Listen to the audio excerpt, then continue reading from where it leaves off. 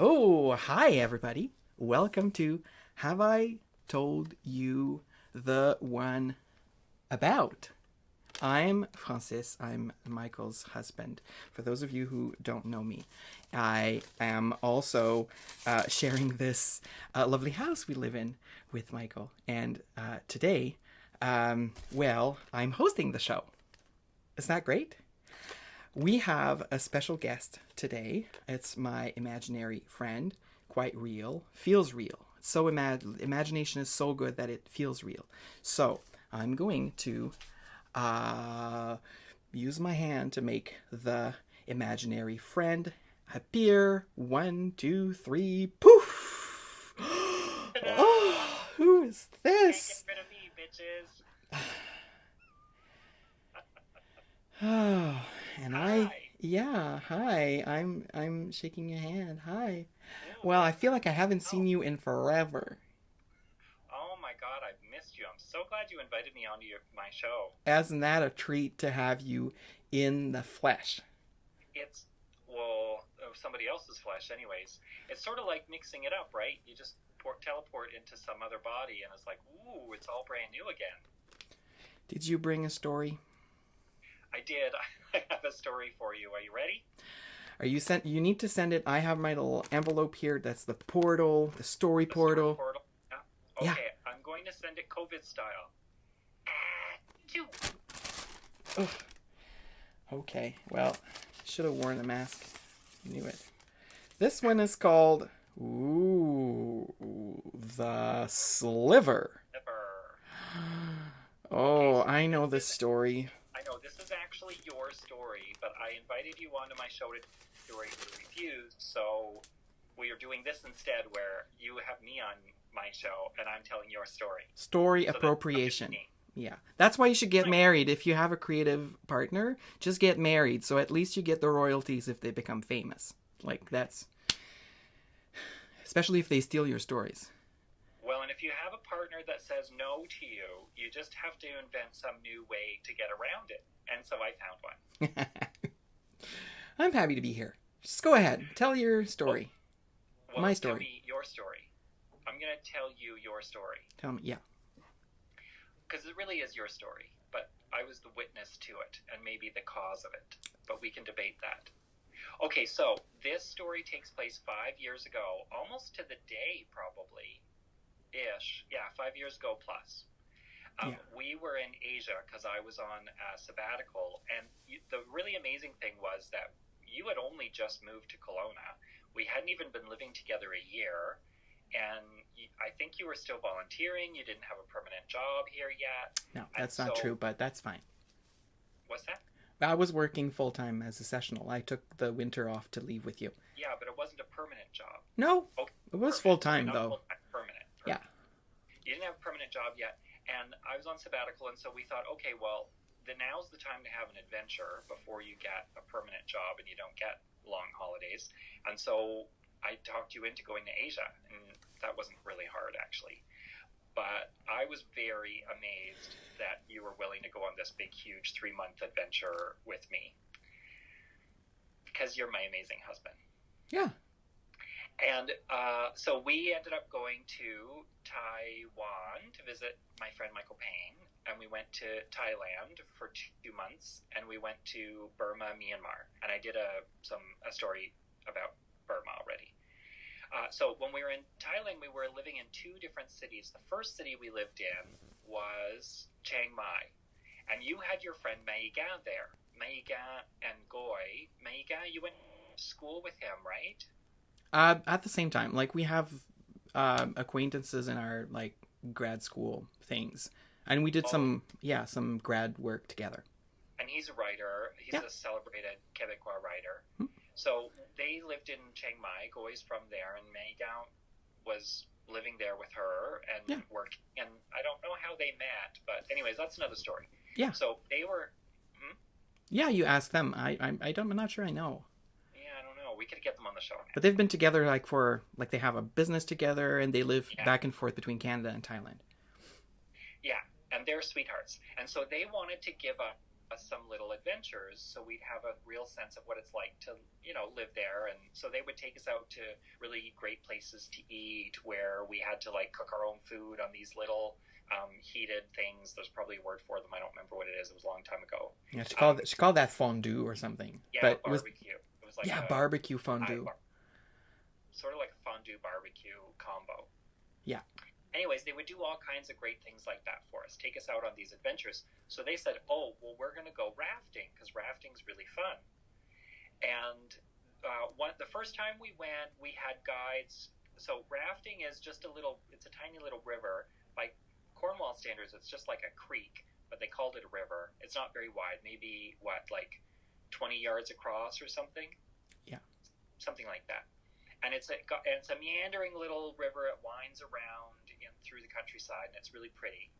And we had guides, so we had young 20-something boys, or teenagers maybe. Teenagers, I'd say, yeah. Were they teenagers? I don't remember. Yeah, anyways, like they behaved like teenagers anyways, so I don't know how. It's hard to tell. Boy's 40 and she looks like she's 12, so, they could have been 30 for all I knew. Jesus. Anyways, these Thai kids were in charge of the rafts, and the rafts were just a series of about probably 10 really fat bamboo poles that were all very elegantly tied together. So it was just a flat floating bed. Well, yeah. Really long, like probably. It looked like if you took a part of your fence and you tried to float on it, basically. In a little more exotic than our fence here. Yeah.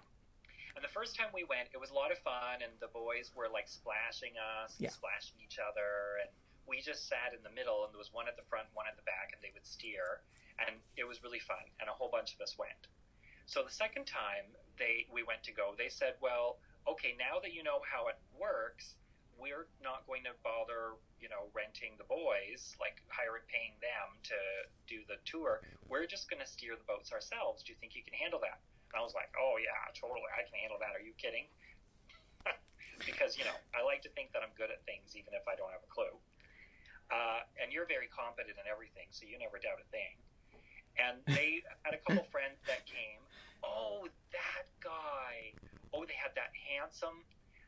When we were talking about this earlier, you were talking about the German guy, and I didn't have a clue what you meant, because I imagined he was blonde, but he was salt and pepper. He was very handsome. What was his name? Dino or something. Yeah. Anyway, we went with a bunch. We went with one of their exes and one of their Goy's cousins, who's really pretty sweet. And so there were a whole bunch of us, and we all ended up pairing up. And you and I ended up on our own raft. Do you remember how we got there? Oh, we got there in their big truck, right? Like a pickup truck, right? A pickup. And Goy drove the big pickup truck. She's this tiny little, like, 5'4" pretty girl who has a master's degree in business administration. Yeah, she's super fierce. She's so hardcore. She was really hardcore. Yeah. And she drove that truck like a bitch. Like, man, she knew what she was doing. And in Thailand, you drive on the other side of the road. So I was driving the scooter while we lived there, and it was it was complicated every day to do anything because the roads were, I don't know, it wasn't easy.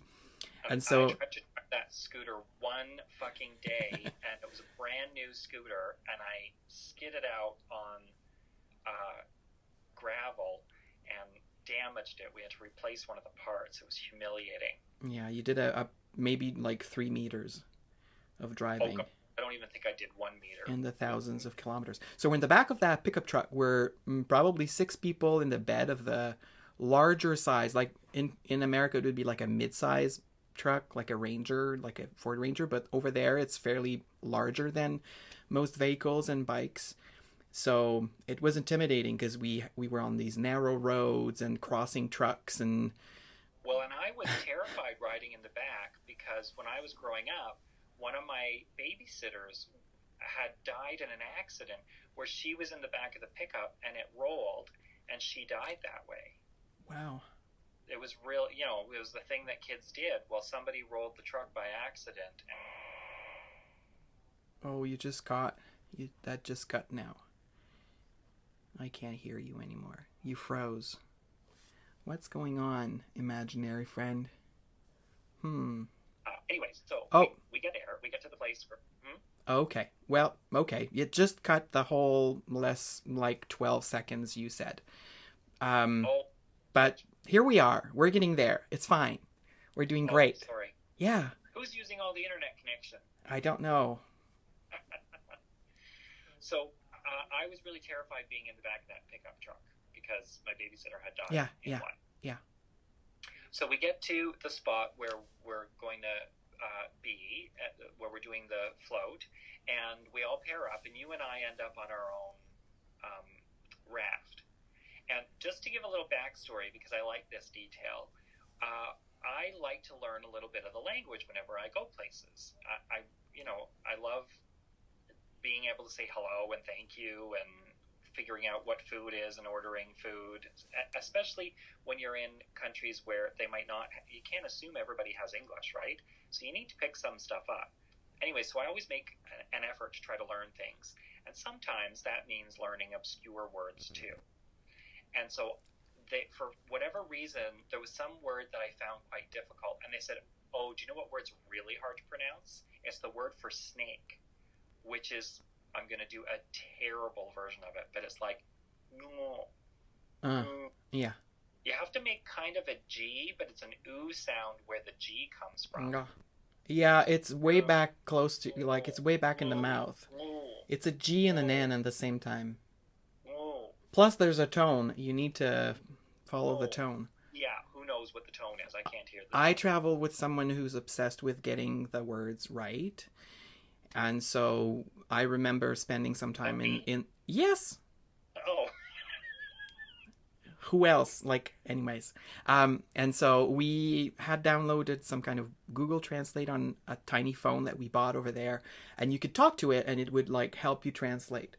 And so I would try my phrasebook with it and see if I could, hit some words. And for, hit the tone for those words. Yeah, for greetings, it's easy because it's really scripted and it depends on the context a lot. So if you're trying to point something on the menu and you don't have the right tone, they think, people understand. But out of context, a word would either mean like clitoris or braised duck. Like it went name, right? So the same sounds but different tones. Different tones. And we couldn't tell the difference. It was so hard to tell the difference. Yeah. So anyways, I was trying to learn how to say snake, which was really difficult. No. And Francis. No. What's that? I'm trying to make the sound. Oh, and Francis, because he is, wildly critical of anything his husband does, says to me, oh, Michael, when are you ever going to use that word? Why are you bothering learning this word? And I'm sure it's because I would say it repeatedly. Like, I know when I was in Portugal, my friend I stayed with, Trina, she had a dog. And in Portuguese, the word for dog is cão. And it's the same word, the same sound. That on is the same as for bread, pão. And João, where we went to eat, João's restaurant. And I couldn't get it. I kept saying cow, cow, cow.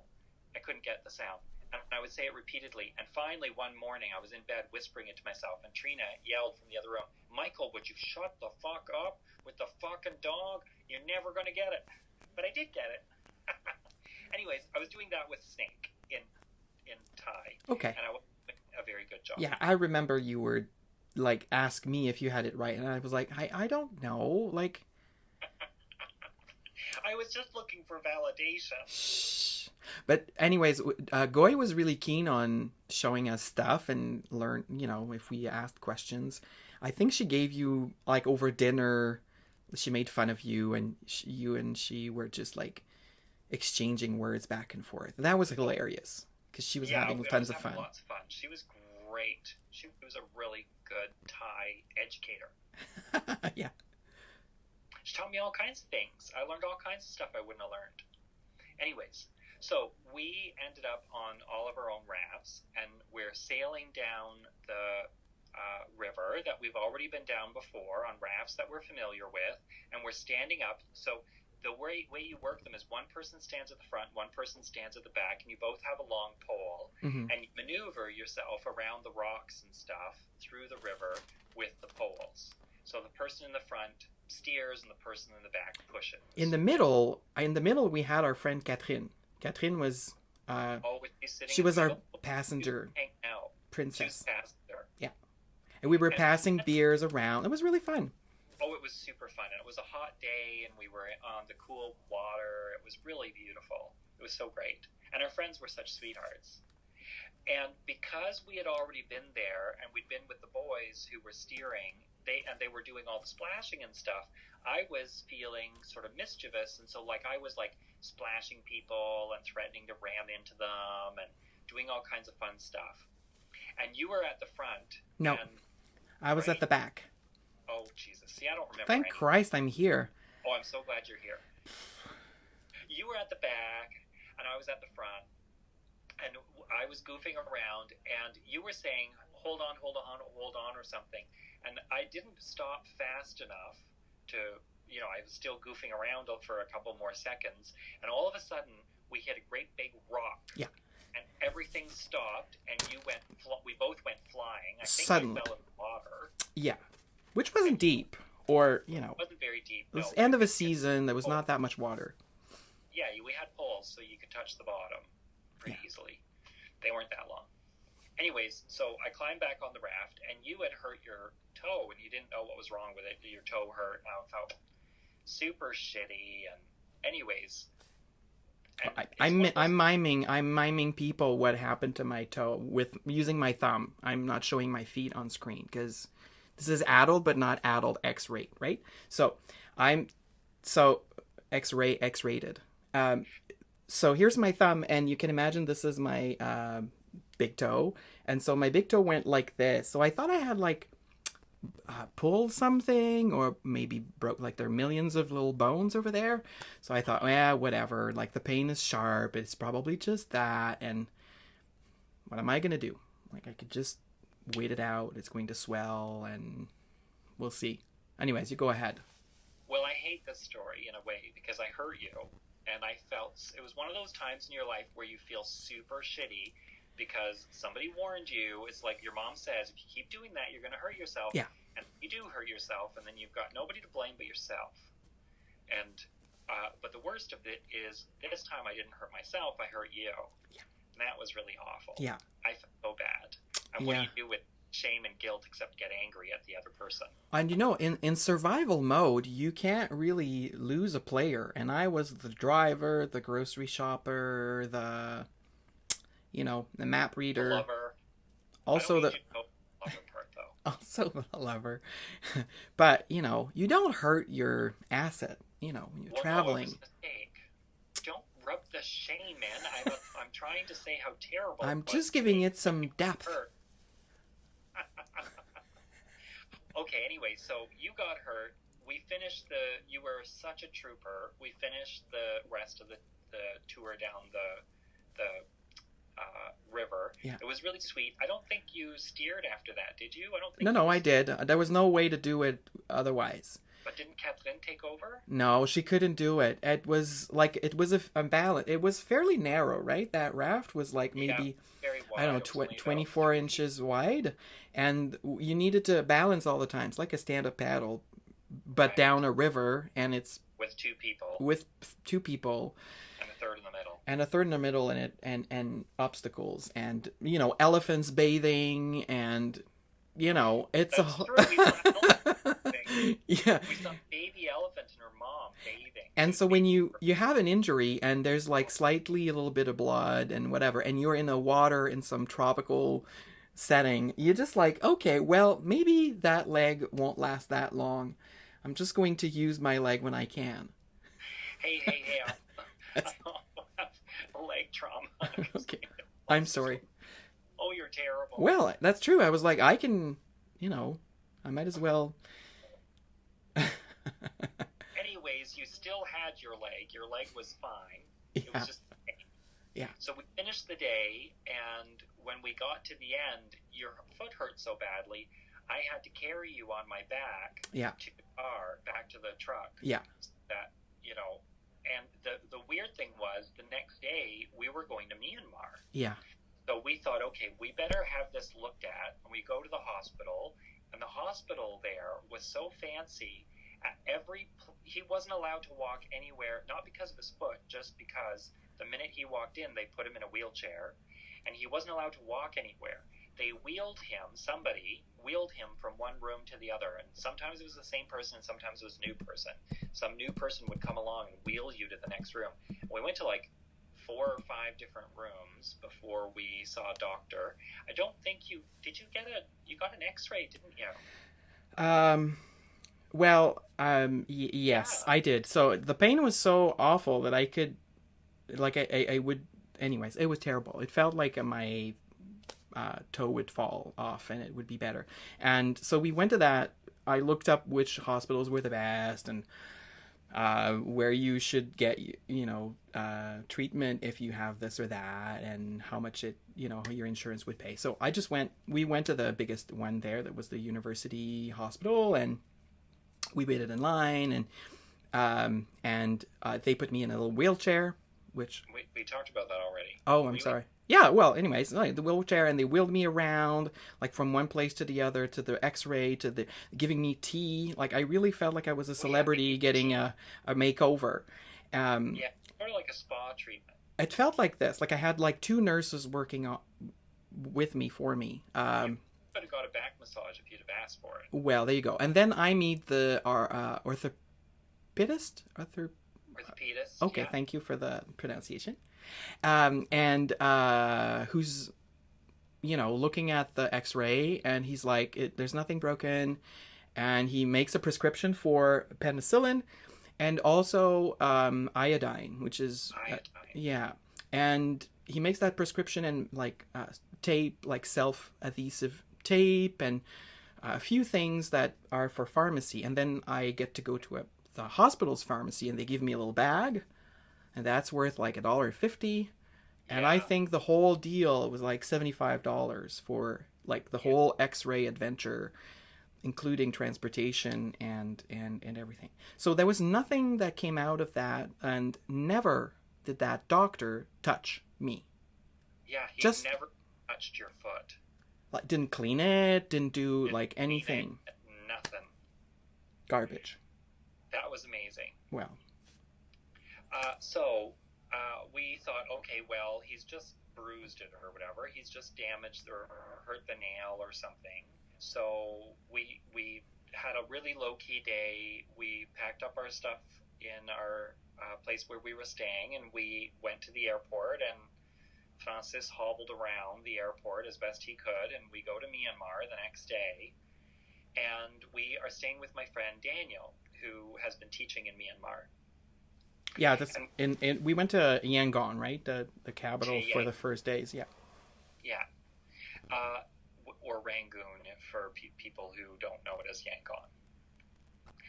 So we get to Yangon. We end up at Daniel's place eventually. We have to wait a little bit to get in. And Francis is in pain the whole time.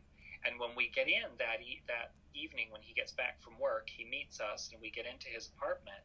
And we're just hanging out, and Francis decides, okay, well, now that I'm sitting down somewhere, I'm going to have a look at my foot. Well, wait. Just correction on time here. The first day that we arrived there, he wasn't there, so you and I went and had food on the street. And we stayed at his compound apartment the whole day. He was coming late that day.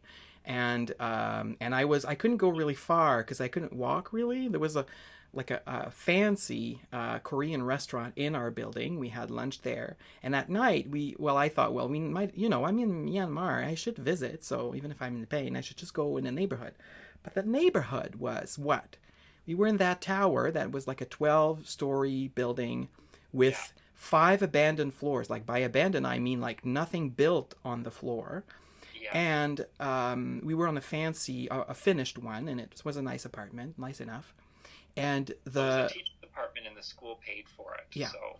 And on the ground floor was that fancy Korean restaurant, which was 50 times the price of what you could buy on the street. Jesus. Or more. And a BMW dealership, which was the biggest BMW dealership in the whole area, bigger than the Bangkok one, Right. which was weird. But beside it was a kind of a slum village, like not it was slum, but not slum. It was just poor. well, the contrast made it look like a slum, really. Anyways, none of those details matter. It matters because I went there. Whew. Well, it matters because you want to talk about the BMW dealership because you're car crazy. Yeah. Yeah. I guess so.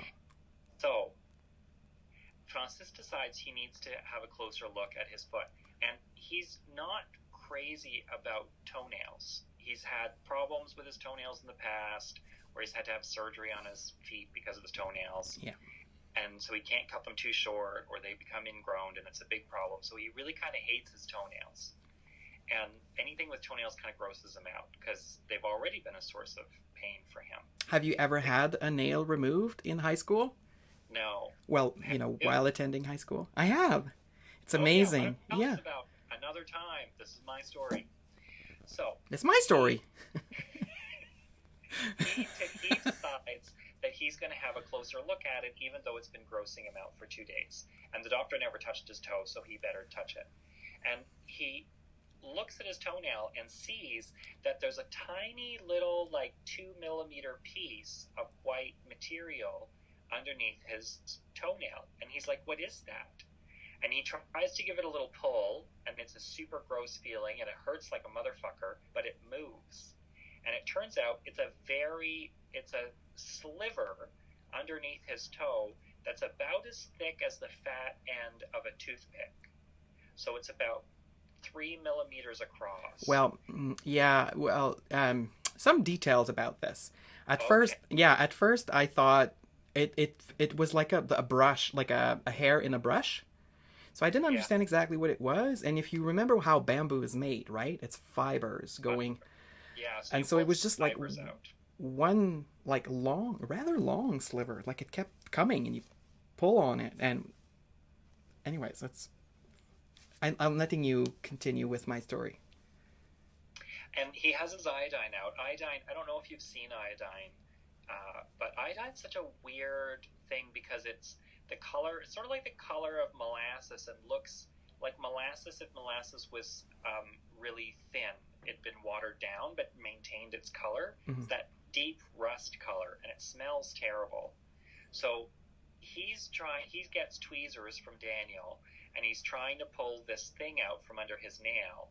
And Daniel and I are there, and it's stressing him out. He says, you know what? Stop asking me questions. Leave the room. I'm just going to deal with this myself.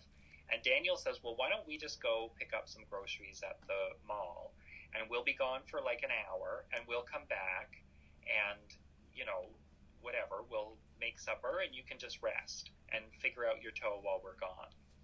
So Daniel and I leave, and we do that. We get some groceries. We go for a little walk in the neighborhood. We come back 45, 50 minutes later, and Francis is sitting in his room, in the bedroom, and he's got this 3 inches, maybe 2 inches of this long sliver as thick as a toothpick hanging out from under his toe, and there's still more in there. He's been pulling on it for an hour. It's been excruciating. It's really gross. He had to try not to throw up. It smelled bad. Toe jam! Hi, everyone! It smelled like very intense toe jam because it had been under his nail for 2 days. Well, not so long, like 2-3 days. I was taking the antibiotic. Under your nail. I was taking the antibiotic that the doctor who didn't touch me, like a veterinarian, gives you antibiotic until, where was I going with that? Yeah, so I was starting to pull on that thing, and it kept coming, and it hurt. Like if you've pulled a tooth, if you remember being a kid and pulling a tooth, or it's similar. Like you want to do it because it's going to be over, but it takes some something to knock you off. Well, and it was really gross. So we come home and we see this hanging out from his toe, and we're like, are you fucking kidding me? That is so unbelievable. And so I guess when you lunged forward to catch your balance, you slid your toe along the edge. Yeah. And it all went underneath the nail. Well, on the side, yeah, on the side of the toe, and but the whole thing ended up being like what, 4 inches or something like that. Yeah. So, well, thanks for ruining the climax of the story. Oops. So he grabbed a Kleenex and said, "Okay, I'm just going to do it quickly because we need to just get it done and over with. I'm just going to do it quickly." And he grabs a Kleenex and he gives it a yank, and it ends up being about 4 inches long. And the weird thing is, like, your nail is only like 1.5 inches, right? So what were those 4 inches? Like, did it go right up inside the flesh of his foot, or did it run around the rim of the nail and back up the other side? I don't know. Don't worry, people. If you pass out during the live streaming, you can watch it again after to not miss what's after this part. It's really gross. But it was so gross. We took photos of it. Oh shit, we should have got photos. No, Jesus. Well, we took photos of it. It was so amazing how long it was. And that is the story of Michael B. Smith fucking up on his husband and causing him a 4-inch sliver to slide underneath his toenail. Well, I think you were trying to impress someone, but by being like all kind of macho. Yeah, like, I can do this. I love a challenge. Oh, that was a bit frustrating. You froze. Well, let me talk instead. Until you come back. You came back. Oh. Okay, you're laughing. Well, you froze for a minute, so I didn't reveal any of your secrets while you were away, but certainly. Oh, okay. Well, here's still here. Oh, you're still here? I might do some. Okay, I need to look at my thing. So story, yes. Present card, yes. Thank you, imaginary friend, for that story. You're welcome. I don't think we need a follow up. There's no capper to this. It's just like that's what happened. Oh, well, we could have one. Then that same day, I wore my flip flops and we went and visited that gigantic temple. We spent hours walking and I could walk. Like, that thing was paralyzing my whole foot. Like, I couldn't put my foot on the ground. I could put my weight on it. Yeah. Ugh. Okay. You were such a trooper. I couldn't believe you had been walking around the airport and the city and all the rest of it with that thing in your toe. Oh my God. So amazing. And, from the rest of our trip to Myanmar was probably the most challenging part of that, of our whole trip or traveling together, because but the pain disappeared really quickly, right? Yeah. So that's it. I'm a doctor and I can also repair myself, so that's a superpower. The other thing I wanted to mention before we leave is that this is Sunday, May 10th, and this is my 22-year anniversary sobriety day. I've been sober for 22 years today, and that's why we thought it would be smart to just mix it up a little and have Francis be the host and whatever, I come on and tell a story. I tried to get him to come on and tell a story for my anniversary because I thought it would make the day a little more special, but this is even better. I'm here. That's all that matters. You're amazing. And I'm hosting. I'm kind of liking this, so maybe you should lock that studio so I don't take it over and run my own business in our basement. Okay. Say goodbye, right? Yeah, I need to say goodbye. I need to let you know that you need to like this channel, or like this video, subscribe to the channel, and there's also a bell. Oh, how does that work? It's so loud when you do it. Wow, it's got some power. If you click the notification bell, it'll tell you when I go live, which is 8 p.m. Pacific every night. Yeah, that's correct. Okay, I will show you something that is an email address that you can use to write me, Michael, comment. Don't send us pictures of toe jam. Like, we're not into that. Like, that's it for us. Yeah, so on the website, and there's also Twitter, something, but who cares? Okay, we have to say goodbye, and this was Have I Told You the One About?